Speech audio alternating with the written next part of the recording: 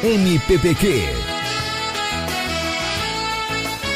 Música popular paraibana de qualidade. Ô cabacuim, ô cabacuim, ô cabacuim, ô cabacuim.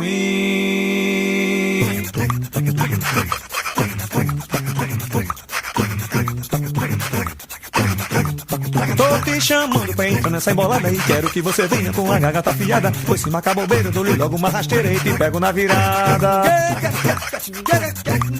Tô te chamando pra entrar nessa embolada e quero que você venha com a garganta afiada. Pois se marcar bobeira, dou-lhe logo uma rasteira e te pego na virada. Ô cabacuim, ô cabacuim, ô cabacuim, ô cabacuim. Quero ver se você sai, dessa vez é que você cai, agora vai ser teu fim. Quero ver se você sai, dessa vez é que você cai, agora vai ser teu fim.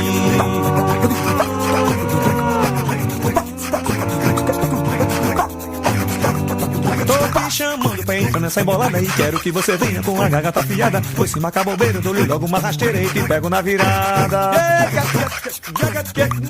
Tô te chamando pra entrar nessa embolada e quero que você venha com a garganta afiada. Pois se marcar bobeira, eu dou-lhe logo uma rasteira e te pego na virada. Ô cabacuim, ô cabacuim, ô cabacuim, ô cabacuim. Eu vou te dar uma salva, vou preparar tua cova, quero mesmo ver teu fim. Eu vou te dar uma salva, vou preparar tua cova, quero mesmo ver teu fim.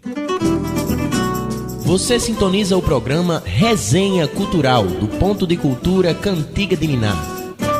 Lembrando mais uma vez que você pode acessar este programa pelo blog www.pccn.wordpress.com e você vai ter este programa Resenha Cultural que nós fazemos aqui na rádio Rainha FM todo sábado a partir das 15h30 até as 16 horas, com a participação de artistas, mostrando o que está acontecendo com a cultura de Itabaiana, do Nordeste e do país. Você também pode mandar sugestões, né? Se você conhece algum assunto que está ligado à cultura, manda pra gente sugestões que a gente vai ter aqui o prazer de colocar a sua participação no ar. Opinião pública, o microfone na mão do povo. O Resenha Cultural agora vai passar a partir de agora uma entrevista que nós tivemos com ele, que foi um dos fundadores do Grupo Experimental de Teatro de Itabaiana, o GET. Vamos agora ouvir a entrevista de Zé Ramos. Zé Ramos foi um dos fundadores do Grupo Experimental de Teatro de Itabaiana e está na lista de Irene. Por estar na lista de Irene, a gente está fazendo aqui esse depoimento com ele para o nosso filme A Lista de Irene, com a direção de Jacinto Moreno, essa figura ilustre. Então passe para o companheiro e agora eu vou fazer umas perguntinhas a respeito do grupo. Certo. Aí tem o seguinte, Zé Ramos, aí tu diz assim, teu nome, tua profissão, o que é que tu faz, tua mente e tal, tu te apresenta aí, te apresenta. Bem, na verdade a minha profissão mesmo é advogado. Se bem que hoje eu não estou mais na militância, hoje eu sou mais um empresário da advocacia. E, além disso, eu gosto de política, eu gosto de fazenda, eu mexo com muita coisa, eu cuido de muita coisa, eu faço. Muita coisa sim, não é muita coisa que dá dinheiro, não é muita coisa que dá trabalho, né? Eu gosto, tá bom. Mas na verdade eu sou advogado, essa é a minha profissão, né? Eu vivo da advocacia há 17 anos que eu deixei a Justiça Federal e vim para a advocacia e, assim, era uma questão de realização, sempre tive muita vontade de advogar, sempre vi um grande espaço a ser ocupado na advocacia e eu vim e deu certo. Mas voltando aí, você falou do JET. Então deixa eu falar aqui, eu perguntaria, o que é que você se recorda do Grupo Experimental do Teatro Itabaiana? Você que foi um dos fundadores e passou pouco tempo, né? Sua militância no grupo foi pouco tempo. O que é que você se recorda daquelas histórias, de alguma história interessante e das figuras que participavam naquela época? Rapaz, o JET tem uma história, não foi tão pouco tempo assim não, Fábio. Assim, para você ver, eu acho que o JET, por incrível, você veja o que é cultura. O JET foi responsável por uma mudança muito importante na minha vida, porque quando eu te conheci, nós nos aproximamos mais, e você me falava desse movimento cultural, que na época do JET também, quase que concomitante, foi fundado a fundação a Fundação da Luz, da qual participei e cheguei a ser presidente, né? E tinha o jornal Alvorada, né? Que nós aqui bancávamos aquele jornal e tal. Tudo aquilo, assim, trouxe uma mudança muito grande na minha vida. Por quê? Porque, na verdade, eu passei a partir dali a enveredar pelo caminho da literatura. Eu passei a ler, assim, de forma constante. A leitura se tornou um vício para mim. E, na verdade, o companheiro Fábio é responsável por isso. Eu já disse a você nem gosta quando eu digo isso, mas você foi responsável por isso, porque eu me envolvi com o teatro e, consequentemente, me envolvi com a literatura.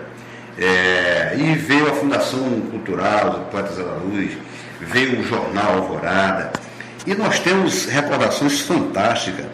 Eu me lembro que a primeira peça que nós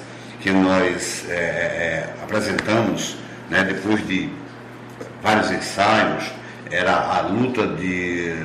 A peleja do Lampião com o Capeta, né? E eu fazia parte, eu me lembro que o meu papel, eu saía do meio do público, gritando, né? E fazendo uma apresentação que eu já não me lembro.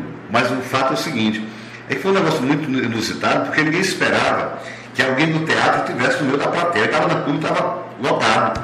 E eu estava no meio da plateia e ninguém sabia que eu fazia parte da peça, que era um componente do Ele está falando de uma experiência que nós fizemos. Naquela época era experimental mesmo, naquela época era novidade, hoje não é novidade mais. Mas na época essa história da intervenção, do diálogo entre o palco e a plateia, né? Sim. O ator saindo da própria plateia e interagindo com o público ali e tal. Isso é um negócio, uma novidade muito grande. Nosso primeiro espetáculo teve realmente isso. E eu lembro que o teu papel era de um anunciador da história. Parece que era o mensageiro, não, Eu sei que era o anunciador da história, né? Uma espécie de um arauto. Um arauto. Porque aquela peça, né? Eu lembro, né? A peça ela tinha um cunho de politização, né? De consciência política, né? E o meu papel era eu lembro que era uma forma de anunciar mais ou menos o que tínhamos, mas fazer isso saindo do meio do público, né? Era mais ou menos assim.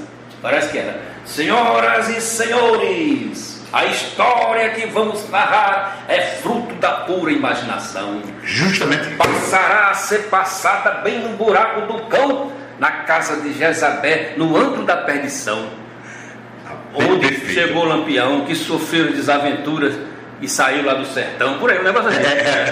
Precisa. Você é bom de memória. Você é bom de memória.